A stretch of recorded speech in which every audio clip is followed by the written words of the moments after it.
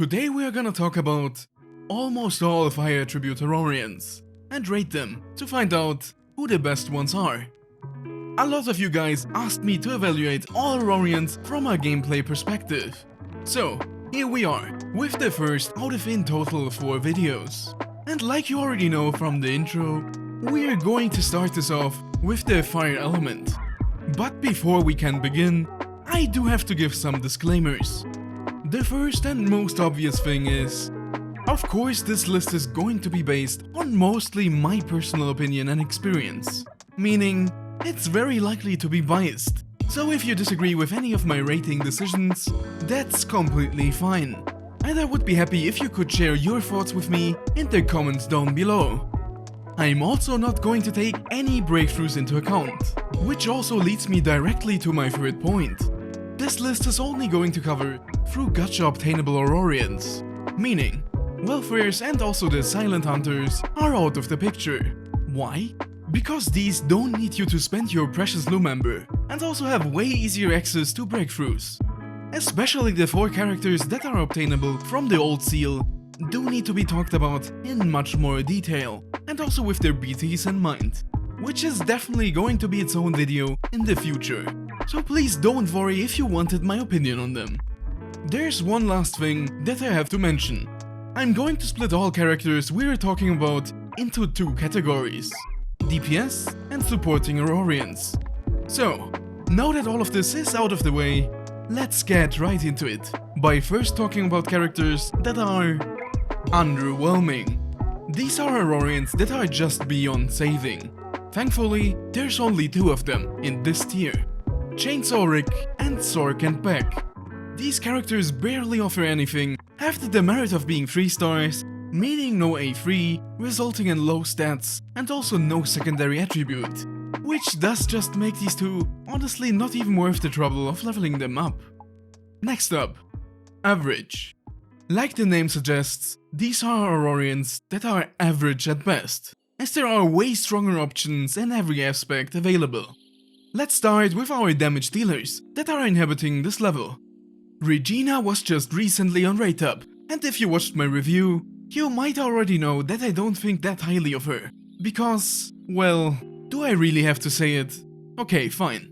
She does have a column chain, with the only redeeming quality of being able to hit 5 columns at max trigger requirement. Aside from that, she just has a knockback and a equip that doesn't even synergize with her whole kit. This is followed by Taki, who is one of the newer-ish fire aurorians, as he released a few months ago alongside Hero. And sadly, he is not that convincing, as he suffers from a very average chain and his active skill is basically just boneless Paloma. Even his whole burn mark mechanic that increases his overall damage can't save him from all of this. Our next 2 patients are Patty and Patsy. And these 2 are actually some pretty good 4-star budget damage dealers, as they have a decent damage skill and also the ability to trigger 2 chain combos at the same time.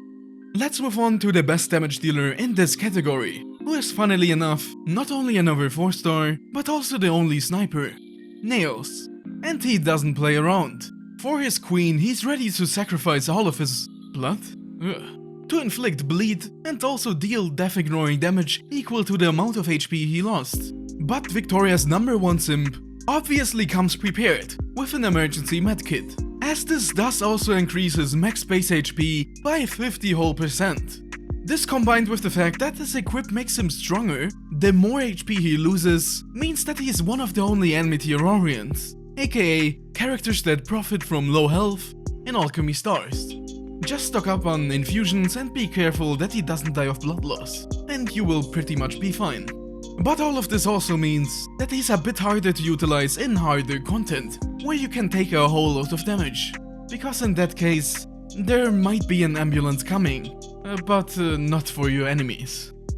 Time to finish our average aurorians with the supporting characters. The first one is your go-to budget resetter, Joni Boom. And you don't really need to hear the usual reset rant again, do you? That's why I'm just going to summarize it in 1 sentence.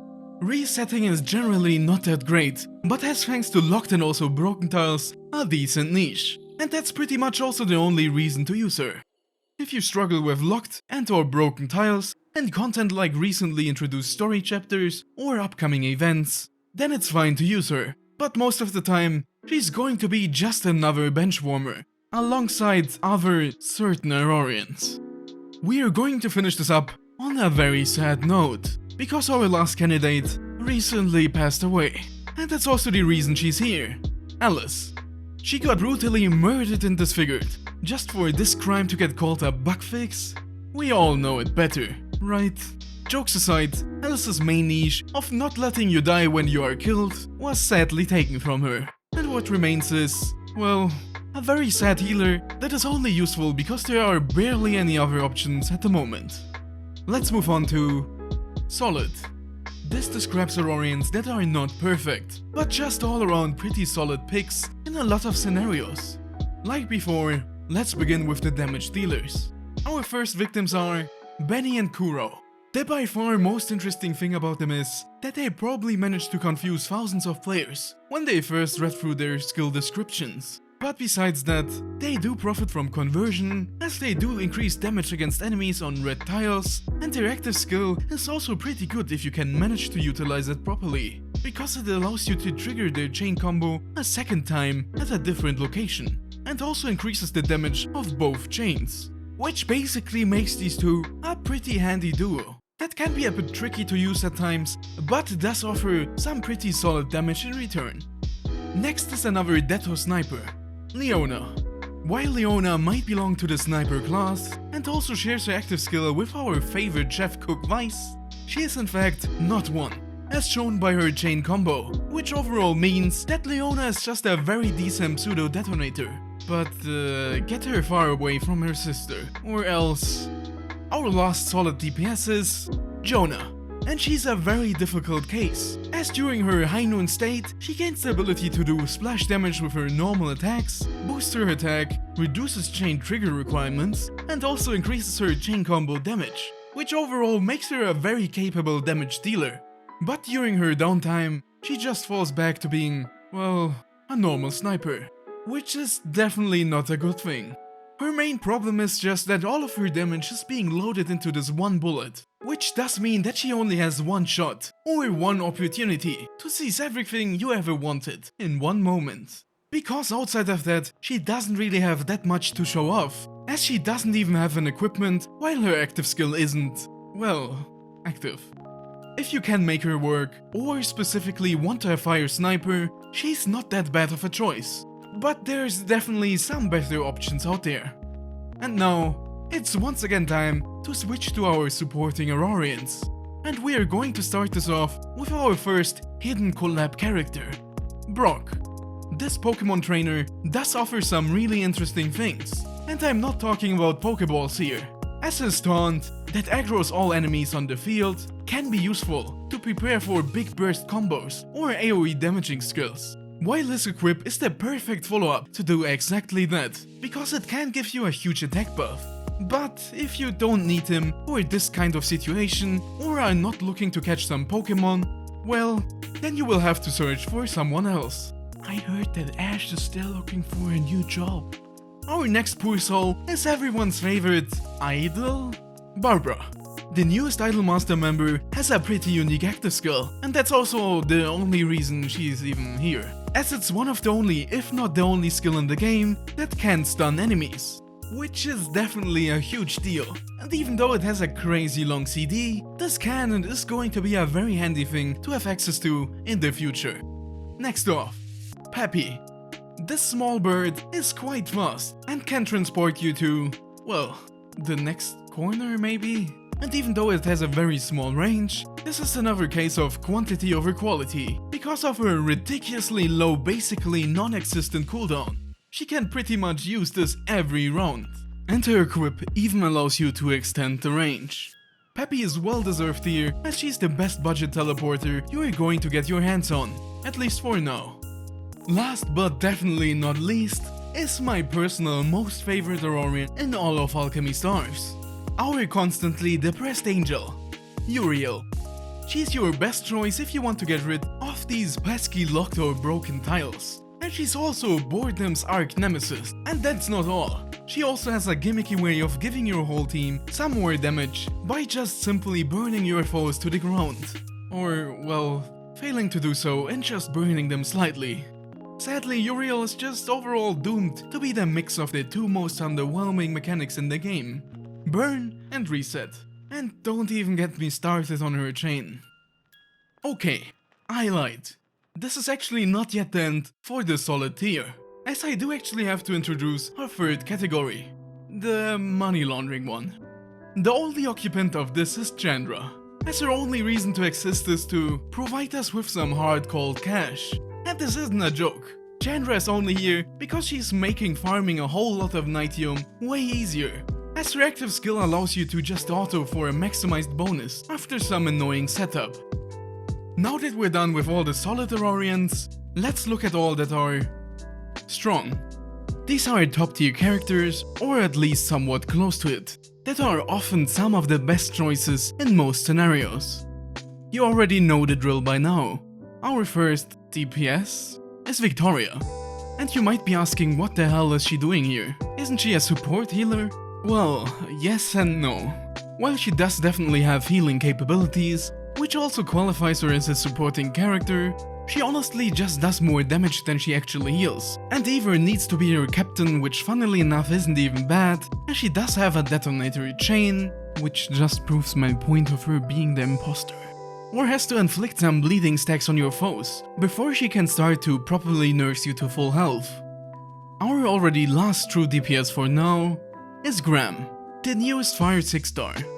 He's basically just an overall really good damage dealer that can heal, ramp up over time for more damage, and deal, well, a lot of damage. And don't forget about his really useful one-turn CD teleport that also gives your team some nice mobility. Let's move on to the supporting aurorians. Like I already mentioned, the beginning of this is once again our favorite cult leader, as we can't ignore that she is one of the best healers in the fire element currently. And a small side note, the best fire healer is in fact actually a water aurorian, Philishai, but that stays between us, okay? Next is the Shadow Lord of Umbraton, Istvan. He's the double chain support of the fire element. And while this is extremely useful for burst strategies, where you want to get rid of enemies ASAP, aka boss fights and co, outside of that, it isn't that great, because of this skill's pretty long cooldown. But we can't forget about his equipment, that gives him a really useful debuff. This plus the fact that he's almost always going to be a centerpiece for most burst shenanigans, means that he's after all, still well deserved here. Next is Maggie, our fire cross converter, whose biggest weakness is her high cooldown, but she does offer you a lot of tile generation if you actually get to use her skill, which means that she's a good choice for longer fights where you can guarantee at least one skill usage, or if you don't have any other more versatile converters at your disposal. The following candidate might surprise you, so buckle up. Tiny One. Select converters are simply just very good. Being able to straight up choose the tiles you want to convert, and in Tiny One's case even into prison tiles, and all of this with an only 2-turn cooldown, is just way too strong, especially for a 3-star character. Which makes this Tiny One one of the biggest players in the conversion game, and also one of the best converters for players on budget, or players that just don't have that many converters. I don't think I have to say more. My next choice is our favorite glasses-wearing drug courier. That's right, Smokey. She has a decent teleport, some resetting on top, and a whole lot of damage. And even though she's not a great converter, and a lot of people might disagree with this choice, because she did get power creeped instantly, which is very sad, and I might be on a lot of copium here. But she does provide decent teleportation services that are a nice supplement to good converters, and a lot of damage as well, which overall isn't too bad. Next we have her banner sharing partner in crime, Genevieve. While she's not per se stronger, I do prefer her, as she's more of a full well-rounded package, with a low 1-turn cooldown, preemptive strike, and team buff and heals. What more can you expect from only one horse? We're going to finish this up with a familiar face, one we've already seen not too long ago. Graham. If you watched my video on him, you already know that I pretty much think that he's a 6-star version of Genevieve, as he does have a similarly limited teleport and also some healing abilities. But his overall better chains, more flexible teleport and also better heals do give him the edge. Our journey is almost over, but we do still have to look at the top dogs of the fire attribute. So, let's check out our final rating tier. Core. Characters that are, like the name already hints at, core in almost every team, as they are just way too overpowered and achieve things that other aurorians can't reproduce with the same efficiency and or power. I'm going to start this off with a very biased opinion, as our last two DPS candidates are the founding fathers of the fire diagonal attack gang, Karen and Sinza. And a lot of people do think they're either about equal or even that Sinza is way stronger, because he offers a defense threat, a small pseudo teleport and more overall team damage. But well, I, SyNo, am on the completely opposite camp, because I personally think that Karen slightly edges out Sinza, as he does overall provide more personal damage and his train brings a lot of nice utility with it. It can get rid of locked or broken tiles and even generate some new red ones. And more importantly, also push or pull enemies, which definitely helped me out quite a lot over the past few months, by either getting enemies away from me when I was dying, or transporting them to my front door, so I could quickly deal with them. Overall, the debate of which one is better is pretty much up to you, and you can always just choose to use both. But I favor my favorite train driver slightly more. Let's finish this whole thing up by talking about the two most obvious core aurorians, AC and Faust. Do I even have to say anything? 4 tile converters are in general just way too good. No RNG, a good amount of converted tiles, low cooldowns that make for perfect rotations, and also preemptive strike for free on top of it. Talk about a good deal. And AC is even one of the best ones, as she also provides a really nice heal, which fire desperately needs as they don't really have that great healing options, and Faust is also not too shabby with his spooky equip that scares away enemies and also causes a lot of bugs, and yeah, this briefcase also might be one of the best presents for Halloween. And that's all, at least for now. Did this list help you? Cause I sure hope it did. But don't forget to take everything you just heard with a grain of salt. And if you disagree with anything or just have something to share, just comment down below. And don't forget to like and subscribe if you enjoyed the video. That was all from me, have a nice day, and see you next time.